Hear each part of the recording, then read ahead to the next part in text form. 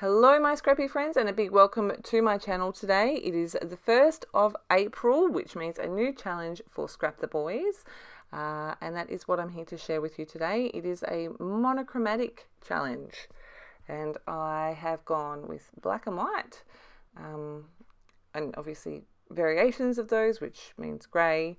I've got a cut file here that is from Ellie Studio. It was part of the monthly kits that I got, and you can see I'm just spraying those grey. The first colour was a bit too warm for what I was after, so I just added a different grey on the top. I'm just going to let that air dry.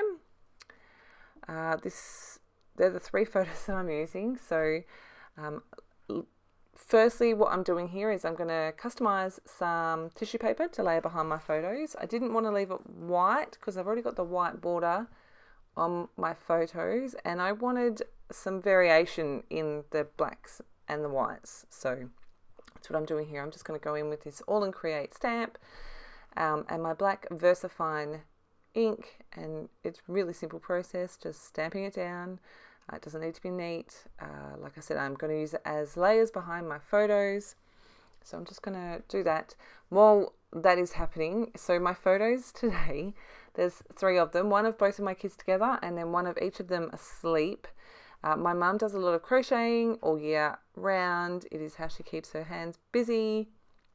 And she has got to the point where she refuses to give the things she makes for my boys to them until it's cold enough to wear them, because on more than one occasion in the middle of summer, and please remember, like, we get 40-degree days here in summer, and it doesn't cool down a great deal at night. You know, we kind of expect high 20s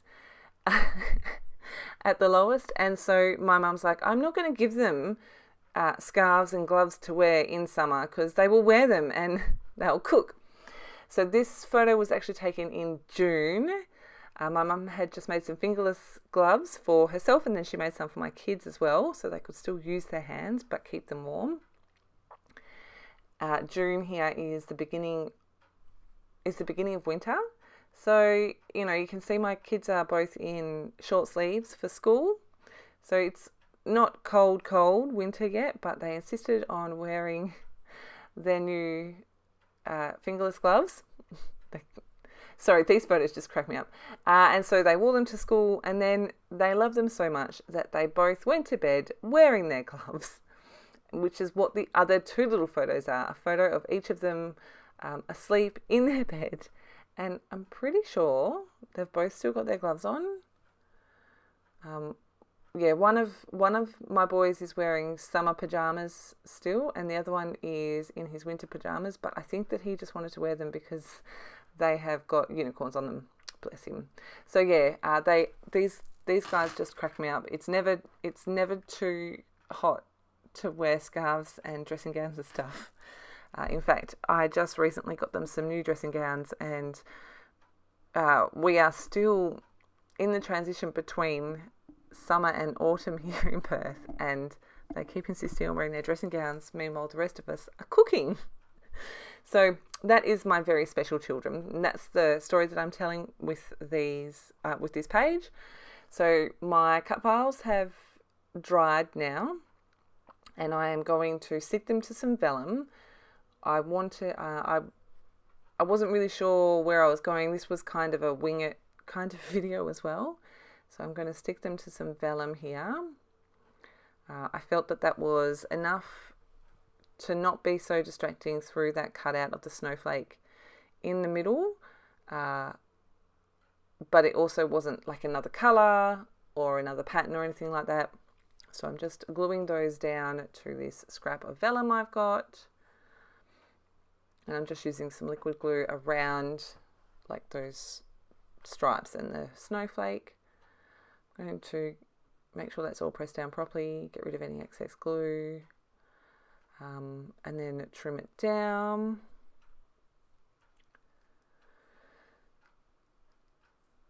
And then I've stuck it onto one piece of vellum, and then I decided that I wanted to do some stitching, so I found some more scrap vellum, and I have stuck them down to that as well. And you can see I'm just going around the edge here with my little pokey tool. This little pokey tool came with my book binding kit thingamajig that Paige Evans did with American Crafts. Or was it We Are Memory Keepers? I don't know. They're all owned by American Crafts. So I am going to do I forgot what this stitch is called. It's the loopy one. I've always struggled with getting that first stitch to look like it matches in with everything. And one of Paige Evans's recent videos said that she does 2 stitches for that first one. And then it looks like the rest, which is, I was like, hey. So all I've done is 2 back stitches in the first hole. And then I've gone back and done oh my goodness, I really can't remember. The stitch where you go up the next hole and you go back and around the loop and then back down. They look really cool. I'm really happy with them. I've popped them up on some foam as well. And again, I've done the stitching in grey, and then I got a black marker, and I have just drawn around the details on the gloves as well, just so they don't get completely lost. This is a stencil that I made. I don't even remember. This snowflake cut file. If you know me, you know that I really tend to shy away from snowflakes because we don't get snow here in WA. Like, there is 1 or 2 points in WA, like in the middle of winter, where it might snow a little bit, but it's kind of hours and hours and hours away for us, and we've not ever been there. So it is not something that I gravitate towards, but I thought for this layout it would work really well, especially considering there's those snowflakes, sorry for my head, on the gloves. But I'm using Colour Blast by B. Arty colour paste in Snow White. So it does go on white, but it dries clear, but it is super sparkly and it looks really cool on the black cardstock. So I am using obviously black cardstock for my background here, so you can see I'm really happy with how that looks. And then I'm going to go in with some white splatters. This is my India ink, which I'm running out of, which makes me a bit sad because I can't find India ink. Thank you to those that have suggested the acrylic paint, the liquid acrylic paint. I may have to go down that path, though I really don't want to. I really, really like the India ink. It just works beautifully. Anyway, so I have popped that aside to dry. The colour paste does take a little while to dry. And I've pulled out these stickers. These are an Amy Tan one from a number of years ago. And I'm going to use the word crazy. And I'm going to use these silver our puffy alpha stickers from a Chamel collection. And I think my title is Love These Crazy Kids. This is how all my elements are going to look on my page. I really like that I've got that white. I did contemplate colouring the word crazy. I thought I could stack these in a straight line above the word crazy, but that's not going to work. I'm just going to play with this for a minute. I don't make you watch all of this. I've also gone back through my stash and pulled out some either silver stuff, black or white or grey. You can see some of it to the right there. But I want to make sure that these photos are straight. So using my T-square ruler and applying a fair amount of glue because of that texture paste in the background. See, I'm using my T-square there, making sure that's all. I've stuck down my other 2 photos, again using my T-square, and I'm going to stick these gloves down. I'm just making sure that I apply some glue to that stitching where it's going to overlap the photo so it sticks. I'm just using that candle as a weight so that things stick. I'm going to peel this off. It does get moved over a little bit, and I think I only leave in a little bit of me fussing with the title. I even got my tweezers out. So you can see here it's not quite in the right place. Oh no, it wasn't in the right place and I moved it over. I'm going to make sure that these ones are straight as well. I do go back in off camera and add some glue behind these. They are a little bit older, so they don't have an amazing amount of stick, and they don't have an amazing amount of stick anyway. So all of my title is stuck down. I